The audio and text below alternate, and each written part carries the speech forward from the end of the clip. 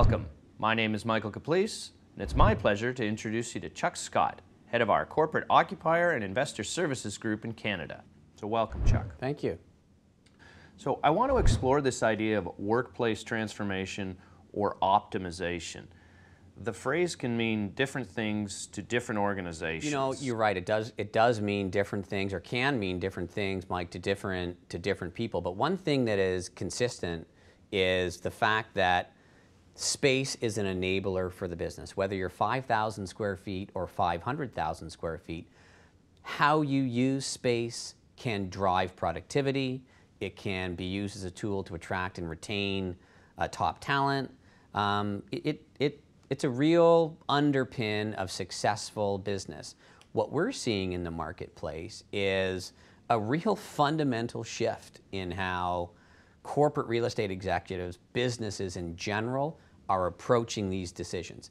It's a much more holistic way to make their real estate decisions these days. I mean, gone are the days, Mike, when decisions used to be, I need the best size real estate box, it needs to be close to the CEO's house, and get it as cheap as you can. Don't get me wrong, those are all factors that are important in decisions, but it's much more comprehensive these days. Things like sustainability, efficiency of floor plates, workplace mobility. These are all things that factor into clients' decisions these days. So there's no question the approach companies are taking to their real estate has grown more sophisticated.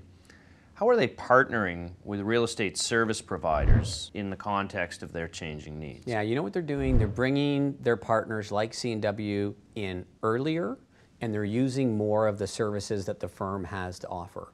Because you and I talk about this all the time, Mike, it's not just about the cost of real estate when you're making these decisions, it's about the cost of occupancy. So we're bringing in our strategic occupancy planning group, we're bringing in our project management group, our financial analysts, early in the cycle to analyze options and give these clients a true cost of occupancy when they're looking through their decision scenarios. So a more sophisticated approach, a more elevated approach, by definition implies more stakeholders. Absolutely, and it's critical, and no doubt there are multiple levels of stakeholders.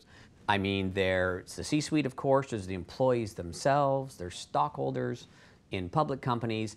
Everybody has a different vested interest in the space, and all of those different interests need to be managed in the process.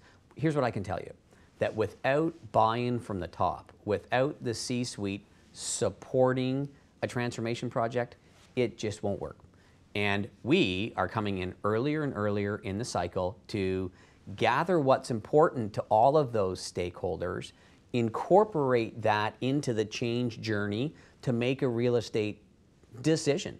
Because really that's what it's about. It's a change management exercise. You've got to draw in what's important to everybody and let them have a better space than they have before. Thanks, Chuck, for sharing your insights with us today. And thank you for joining us for Cushman & Wakefield's face-to-face interview.